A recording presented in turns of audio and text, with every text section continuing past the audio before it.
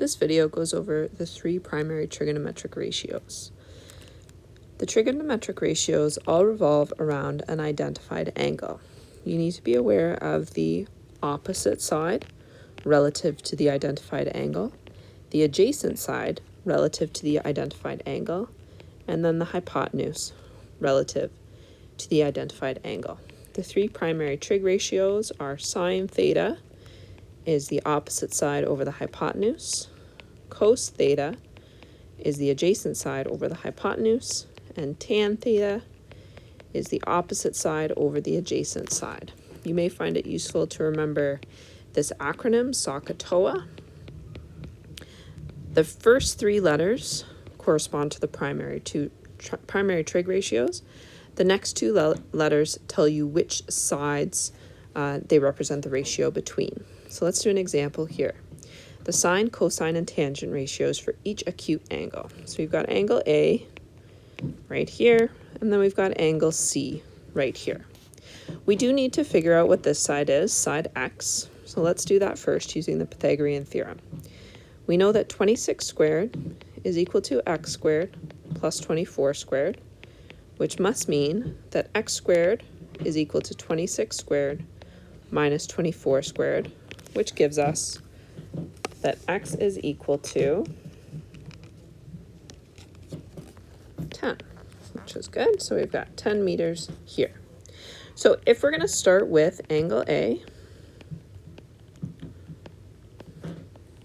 we need to identify first our opposite side, our adjacent side, and our hypotenuse. So our hypotenuse is here. That's always the same. Our opposite side for angle A is this 24. And our adjacent side for angle A is going to be 10. So starting off with our sine ratio, we know that sine theta is opposite over hypotenuse. So now we're going to substitute in the values that we know. We know that sine A is going to be the opposite side, 24, over the hypotenuse, 26.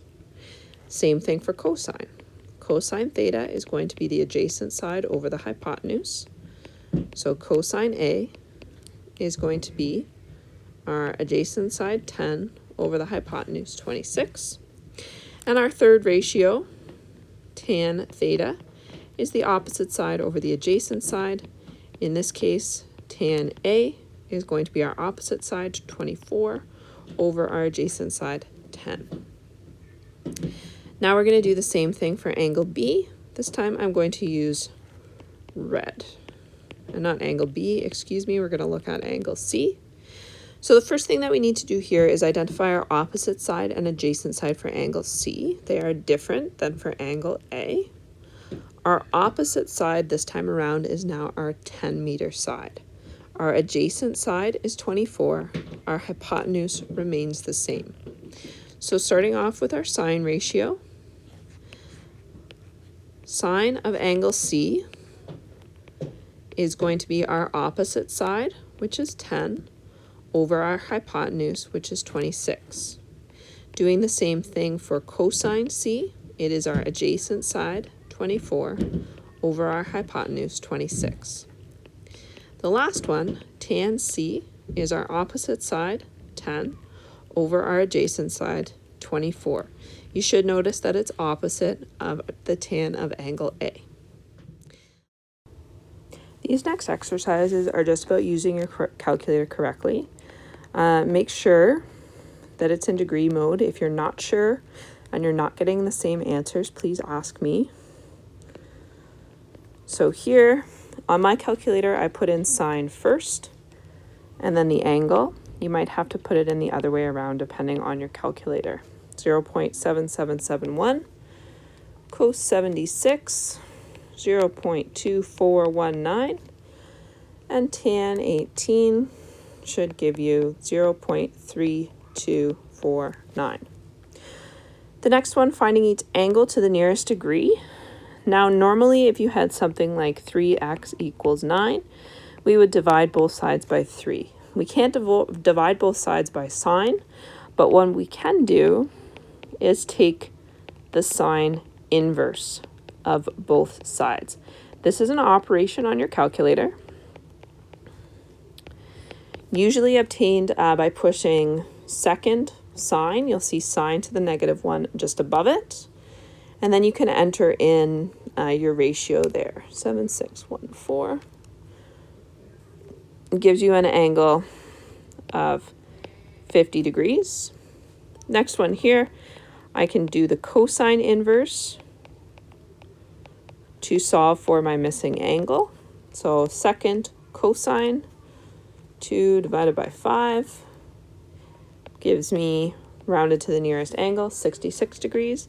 And the last one, I can also do tan inverse of both sides, allowing me to solve for my missing angle. So I get tan inverse of 7 divided by 4 here. So here this would round to 60 degrees. Now we can actually use these trig ratios to find missing sides and missing angles. First one we're going to do is finding the value of x. First thing that you need to do is identify your opposite, adjacent, and hypotenuse. This is my angle that I know. Directly across from that is my opposite side. My other shorter side is the adjacent, and the hypotenuse is the longest side. So now what I need to look at is that my opposite side is what I don't know. My hypotenuse is what I do know. Which trig ratio has those two sides in it? Well, I've got SOHCAHTOA, and I'm looking for the one that has the combination of the O and the H. That tells me that I'm looking for my sine ratio. So what I know is that sine theta is my opposite side over my hypotenuse. I know my angle. I'm going to put it in here. I don't know my opposite side. I'm going to leave that as x. And then I know my hypotenuse, 14.3. Now I only have one unknown quantity, and I have an equation that I'm going to solve. In order to do that, I'm going to multiply both sides by 14.3, which is going to give me my value for x. So 14.3 times the sine of 32 is going to give me 7.58 approximately centimeters for that missing side. Let's try another example. This time my angle is here, so I'm going to identify my opposite side as directly opposite the triangle. My adjacent side is my other shorter side, and then my hypotenuse is over here. The part that I don't know is x. The side that I do know is O. So now I'm looking for the ratio that has those two letters in it. It's not sine, it's not cos, it's going to be tan. So I know that tan theta is the opposite side over the adjacent. I know what my angle is. I know what my opposite side is. And I don't know what my adjacent side is.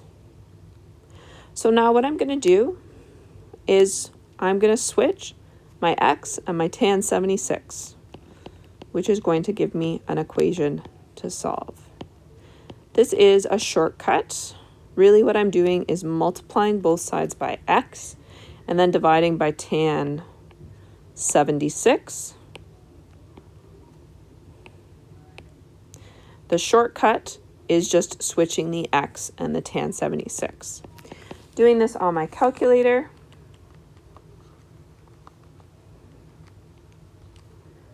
gives me a side length of 5.83 centimeters here. We can also use primary trig ratios to solve for angles.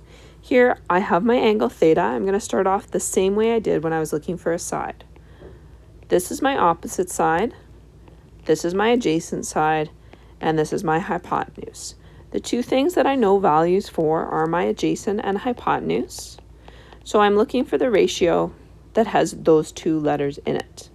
So it's not sine, it's going to be my cosine ratio. So I'm going to start off by writing my cosine ratio, and then I'm going to substitute in what I know. So cosine theta, because I don't know what theta is, that's what I'm solving for. My adjacent side is 12, and my hypotenuse is 13. Now, if you remember what we did above, in order to solve for a missing angle, I need to take the cosine inverse of both sides. This gives me a value to the nearest degree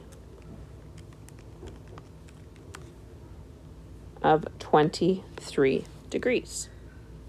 Let's do another example. My angle is up here this time. My opposite side here is 7.3. My adjacent side is 5.7, and my hypotenuse is here. So what I'm looking for is a combination of my ratio that has those two sides that I know, the opposite and the adjacent. That ratio is going to be tan. So I'm going to set up my tan ratio in general and then substitute in what I know. I don't know my theta because that's what I'm looking for. I do know my opposite side and I do know my adjacent side.